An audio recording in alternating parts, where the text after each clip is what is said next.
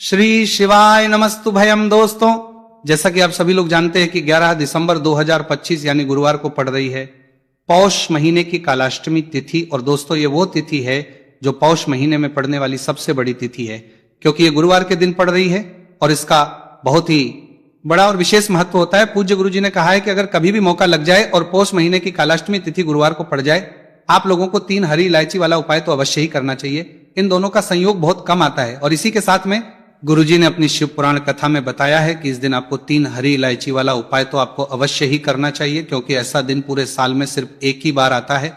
और दोस्तों, आप सभी लोग जानते हो कि गुरुवार कालाष्टमी तिथि का अगर सबसे बड़ा कोई उपाय है तो 3 हरी इलायची वाला उपाय है। तो दोस्तों, इस बैकुंठ के दिन आप लोगों को इस 3 हरी इलायची वाला उपाय को जरूर करना है। बहुत सारे लोग होंगे जिन लोगों ने इस उपाय को ना किया हो, मतलब पूरा साल निकल गया, उन्होंने किसी भी दिन इस 3 हरी इलायची वाला उपाय को ना किया हो। पर दोस्तों, आपके पास एक आखिरी मौका बचा हुआ है जो कि 11 दिसंबर के दिन है। तो इस दिन आप लोगों को इस वाले उपाय को जरूर कर लेना है। भले ही आपने पूरे महीने भर इस उपाय को ना किया हो, पर अगर आपने इस पौष के गुरुवार कालाष्टमी तिथि के दिन अगर इस वाले उपाय को कर लिया तो आपको इस उपाय को करने का वह फल मिलेगा जिसकी आपने कभी कल्पना भी नहीं करी होगी। इसीलिए आप लोग इस वाले उपाय को एक बार जरूर कर लेना है, ताकि आप लोगों के हाथ से यह मौका ना जा सके और आपको इस कल्पना कर दिया गया, हमें नहीं कर दिया गया, नहीं कर दिया गया, नहीं कर दिया, उपाय को करने का फल मिल सके। दोस्तों, यह उपाय पंडित जी ने अपनी अभी की ही श्री शिव महापुराण की कथा में बताया है, जिस उपाय को हम आपको बहुत अच्छे से समझाने वाले हैं। इस वीडियो को देखने के बाद इस उपाय को समझने के लिए आपको कोई और वीडियो को देखने की जरूरत नहीं पड़ेगी। तो चलिए दोस्तों, उपाय को शुरू करते हैं। देखिए, ये इस पौष महीने के गुरुवार कालाष्टमी तिथि के दिन ये इतना खास होता है, इतना महत्वपूर्ण होता है। देखा गया है कभी कभी बड़े बड़े पूजा पाठ अनुष्ठान से जो मनोकामना पूर्ण नहीं होते, वो पौष गुरुवार कालाष्टमी तिथि के दिन एक छोटे से उपाय करने से ही आपकी मनोकामना पूर्ण हो जाती है। और बहुत सारे लोगों ने इस उपाय को किया भी है और उनको इस उपाय को करने का फल भी जरूर मिला है। अगर आप लोग भी इस उपाय को करना चाहते हैं तो आप इस उपाय को पहले अच्छे से समझ लेना, सुन लेना, उसके बाद करना, आपको इस उपाय का फल जरूर मिलेगा। और इस उपाय को कर लेने से आपके घर में चाहे किसी भी की दुख और समस्या क्यों ना चल रही हो, आपको उसका कारण भी नहीं पता है कि भाई यह समस्या किस कारण से चल रही है। उसका कुछ भी कारण हो सकता है, जैसे पितृदोष हो सकता है या किसी भी तरह का मंगल दोष भी हो सकता है। तो इस दिन आप लोगों को यह वाला उपाय कर लेना है। यह एक ऐसा उपाय है जिस उपाय को अगर किसी विशेष दिन पर किया जाए तो भाई उस विशेष दिन का जो है वह तो हमें मिलता ही मिलता है, पर हमने उस दिन पर उपाय को किया है तो हमें उससे भी बड़ा फल मिलता है, और फल बहुत जल्दी मिलता है, क्योंकि आप इस उपाय को बहुत ही बड़े और विशेष दिन पर कर रहे हो। तो चलिए अब उपाय के बारे में बात करते हैं, लेकिन उससे पहले आप लोगों को यह जानना आवश्यक है कि आखिर यह उपाय किस समय करना है, किसको करना है और कैसे करना है। तो चलिए हम आगे आपको वीडियो में एक एक करके बता देते हैं। लेकिन उससे पहले अगर आप लोग हमारे चैनल पर बारादर बनार करते हैं, आपको ये करते हैं, लेकिन उससे पहले अगर आप लोग हमारे चैनल पर बारादर बनारा आए हैं या फिर मेरी आवाज आज पहली बार सुन रहे हैं, तो हमारे चैनल को सब्सक्राइब जरूर कर लेना और इस वीडियो को लाइक करके कमेंट बॉक्स में श्री शिवाय नमस्तुभ्यम ओम नमः शिवाय जरूर टाइप कर देना।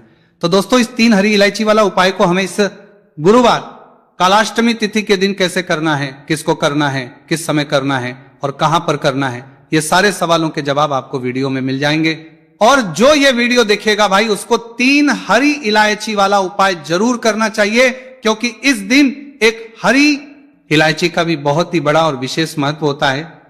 और जब बात आ जाए 3 हरी इलायची की, तो ये सोने पर सुहागा वाली बात हो जाती है और ये एक बहुत ही बड़ा उपाय हो जाता है इस गुरुवार कालाष्टमी तिथि का। तो अब दोस्तों, इस 3 हरी इलायची वाला उपाय को आखिर करना किसको है, सब हम लोग वो बात जान लेते हैं। तो देखो, घर की जो बड़ी माताएं बहनें होती हैं, उन माताओं बहनों में से कोई भी एक बड़ी माता बहन इस वाले उपाय को कर सकती है। और दोस्तों, अगर आप चाहे तो अपने घर में से सभी सदस्यों को भी इस उपाय को करवा सकते हैं। अगर किसी व्यक्ति की खुद की कोई मनोकामना है, खुद की कोई दुख और परेशानी है जो कि वो अपने लिए ही करना चाहता है, इस वाले उपाय को तो वो खुद अपने लिए भी कर सकता है। बाकी अगर कोई से ऐसा है जो कि अपने पूरे घर परिवार की सुख और शांति के लिए यह वाला उपाय करना चाहता है, तो भाई वो भी कर सकता है, उसमें भी कोई दिक्कत वाली बात नहीं है। कहने का मतलब यह है कि इस उपाय को हर एक सदस्य भी कर सकता है और पूरे घर परिवार के सदस्य के लिए घर की बड़ी माताओं बहनों में से कोई एक माता बहन भी कर सकती है। माताएं बहनें अगर घर में उपस्थित ना हो या वही ये वाला उपाय ना कर पा रही हो तो फिर घर का कोई बड़ा से भी इस 3 हरी इलायची वाला उपाय को कर सकता है, चाहे फिर वही पुरुष ही क्यों ना हो, उसमें कोई भी दिक्कत वाली बात नहीं है। अब दोस्तों जो अगला प्रश्न निकल कर आता है वो ये आता है इस उपाय को लेकर कि आखिर इस उपाय को हमें किस समय करना है, सुबह के समय करना है कि शाम के समय करना है। तो देखो इस वाले उपाय को आप लोग सुबह के समय भी कर सकते हो और शाम के समय प्रदोष काल में भी कर सकते हो।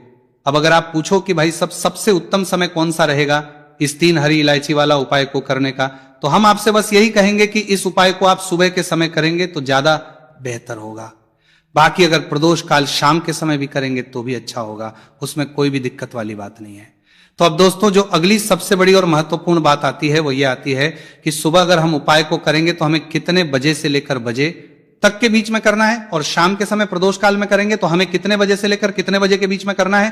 तो देखो सुबह जितनी जल्दी हो सके आप उपाय को करने की कोशिश करना। बाकी अगर किसी कारणवश लेट भी हो जाओ, थोड़ी देर भी हो जाए, तो 10 या 11 बजे तक भी आप उपाय कर लेना, पर 12 बजे से ज्यादा देरी ना हो। ठीक है, इस बात का ध्यान रखना। उसके बाद में दोस्तों अगर शाम के समय प्रदोष काल का जो समय है होता है वो शाम के 6 बजे से शुरू हो जाता है। मतलब शाम के 6 बजे से लेकर 7 बजे के बीच का जो समय होता है, यह समय प्रदोष काल का समय होता है। तो आप इस उपाय को 7 या 8 बजे के बीच में भी कर सकते हो। मतलब शाम के 6 बजे से रात 8 बजे के बीच में आप कभी भी इस वाले उपाय को कर सकते हो, उसमें कोई भी दिक्कत वाली बात नहीं है। देखिए कालाष्टमी तिथि पर विष्णु भगवान और महादेव का पूजन हम करते हैं। यही वो दिन जिस दिन दोनों देवों का पूजन एक साथ किया जाता है। यह दिन कोई साधारण दिन नहीं है, यह वही दिन है जो आपके भाग्य को चमकाए और रातों रात आपकी सोई हुई किस्मत को जगाए। दुर्भाग्य भी उस व्यक्ति के जीवन से दूर हो जाता है। कालाष्टमी तिथि पर हरी इलायची लौंग वाला उपाय कर लेता है। साथ ही साथ कपूर का ऐसा उपाय आपको बताने वाले हैं जिसके बाद ऐसा समझ लीजिए किसी कार्य में अड़चन नहीं आएगी, कोई काम आपका नहीं बिगड़ेगा। कोई भी नया व्यापार अगर शुरू करना चाहते हैं तो कालाष्टमी तिथि से उत्तम दिन आपको नहीं मिलेगा। क्यों? क्योंकि आपको बता दें इस बार बहुत ही लंबे समय बाद, बहुत सालों बाद दुर्लभ संयोग इस बार कालाष्टमी तिथि पर बन रहा है। तो देखिए सबसे पहले तो रवि योग बन रहा है, दूसरा इस दिन सिद्धि योग का भी निर्माण हो रहा है, और सबसे बड़ी बात कि इस दिन सर्वार्ध सिद्धि योग बन रहा है, जिसमें आप किसी भी कार्य को शुरू करते हैं ना, वह कार्य आपका बहुत सफल होता है। कोई भी नया काम अगर शुरू करना चाहते हैं, कोई नई वस्तु खरीदना चाहते हैं, तो ऐसा समझ लीजिए यह दिन बहुत ही उत्तम है, बहुत लाभकारी है नई वस्तु को खरीदने के लिए और नए काम की शुरुआत के लिए। जीवन से निर्धनता को दूर करने के लिए भी यही दिन सबसे उत्तम है, क्योंकि यह दिन श्री हरि विष्णु मां लक्ष्मी और महादेव को समर्पित होता है। तो कालाष्टमी तिथि पर जो व्यक्ति भगवान विष्णु और देव का पूजन करता है उसे स्वर्ग की प्राप्ति होती है, उसके समस्त पाप नष्ट होते हैं और वो व्यक्ति श्री हरि विष्णु के धाम में स्थान प्राप्त करता है। तो देखिए महादेव ने स्वयं कहा है कि जो व्यक्ति कालाष्टमी तिथि वाले दिन पहले विष्णु जी की पूजा करेगा और उसके बाद मेरी पूजा करेगा, यानी महादेव की जो व्यक्ति पूजा करते हैं, पहले विष्णु भगवान की आपको पूजा करनी है, फिर महादेव का पूजन करना है, व्यक्ति इस उपाय को कर लेगा। कालाष्टमी तिथि पर वह सीधे सीधे मां और उनका भक्त कभी कष्ट में नहीं रहता है। मतलब स्वर्ग की प्राप्ति भी होगी और जीवन में हर सुख आपको मिलेगा। आपके जीवन के सारे कष्ट, सारे दुखों को दूर करने स्वयं महादेव आपके जीवन में आएंगे। तो चलिए बात कर लेते हैं कि कौन सा उपाय है और किस तरह से आपको यह उपाय करना है, कैसे आप अपने घर से निर्धनता को दूर करेंगे और अपने को रातों रात चमकाए। तो कालाष्टमी तिथि का दिन ही है जब श्री हरि विष्णु दोबारा से संसार का कार्य संभालते हैं। संसार के संचालन का कार्य वो 4 महीने के लिए भोलेनाथ को देते हैं और भोलेनाथ इसी दिन यानी बैकुंठ चतुर्दशी पर ही दोबारा से भगवान विष्णु को यह कार्य सौंपते हैं। फिर से श्री हरि विष्णु विश्व का संचालन करते हैं और अपने भक्तों की मन मनोकामना को पूरा करती है। अब भोलेनाथ तो बहुत है, उनके भक्त जो उनसे मांग लेते हैं वो उनको दे देते हैं। तो बात कर लेते हैं सबसे पहले उपाय कौन सा है जो आपको इस दिन करना है। पहले हम बात करेंगे हरी इलायची लौंग वाले उपाय की, और उसके बाद आपको बताएंगे कि महादेव का पूजन आपको इस दिन कैसे करना है और कैसे श्री हरि विष्णु को आपको प्रसन्न करना है। और जो उपाय हम आपको बताने वाले हैं 3 हरी इलायची और 3 लौंग वाला, ये उपाय करने से श्री हरि विष्णु और मां लक्ष्मी की असीम कृपा मिलती है। और जो लोग श्री हरि विष्णु मां लक्ष्मी को एक साथ प्रसन्न कर लेते हैं उनके घर से कभी रुष्ट होकर लक्ष्मी नहीं जाती है, उनके घर में अष्ट लक्ष्मी का वास रहता ही है, कभी धन की कमी घर में नहीं आती। आपको क्या करना है, 3 हरी इलायची लेनी है, साबुत बिल्कुल खंडित नहीं होनी चाहिए, टूटी हुई ना हो। 3 ही लौंग लेनी है, लौंग भी लेनी है, बिल्कुल भी टूटी हुई ना हो। 3 हरी इलायची, 3 लौंग और 1 लेना है। यहां पर आपको कपूर का टुकड़ा, छोटा सा कपूर लेंगे। तीनों चीजों को एक साथ मिट्टी के दीपक में या किसी बर्तन में आपको रखना है और अपने घर के मंदिर में इसे आपको जलाना है। और एक देसी घी का दीपक अलग से आपको कोई गोलबाती का मां लक्ष्मी और श्री हरि विष्णु के सामने लगाना है। छोटा सा उपाय है, करिए और देखिए भाग्य कैसे चमकता है। जो इलायची, लौंग और कपूर आपने जलाया है उसे घर के मंदिर में ही घुमाना है, पूरे घर में लेकर आपको नहीं घूमना है। जब ये उपाय आप करेंगे, आपको अपनी जो भी मनोकामना है वो यहां पर कहनी है। अगर धन चाहिए तो उसके लिए प्रार्थना करेंगे, जीवन में कुछ और चाहिए तो उसके लिए प्रार्थना करेंगे। साल की ऐसा समझ लीजिए जो वैकुंठ चतुर्दशी होती है, ये जो तिथि होती है ये आपके भाग्य को चमकाने का काम भी करती है और समझ लीजिए धन को बहुत तेजी से बढ़ाती है जब आप इस उपाय को करते हैं। क्योंकि ये दिन साधारण नहीं है, ये दिन बहुत लाभकारी है, बहुत उत्तम है। इस उपाय को करने से धन की वर्षा उनके घर में जरूर होती है, जो लोग इस उपाय को सच्ची श्रद्धा से करते हैं। चलिए अब बात कर लेते हैं महादेव का पूजन आपको इस दिन कैसे करना है। देखिए महादेव इतने भोले हैं, अगर आप उनका नाम भी ले देते हैं ना, जय शिव शंभु हर हर महादेव, कुछ भी आप बोल देते हैं वो उससे भी हो जाते हैं। यही कारण है कि उनका एक नाम भोलेनाथ भी है। वो अपने भक्त की जरा सी पूजा से प्रसन्न होकर अपने भक्तों को वो क्या नहीं देते हैं जो उनके भाग्य में नहीं लिखा होता है, वो भी दे देते हैं।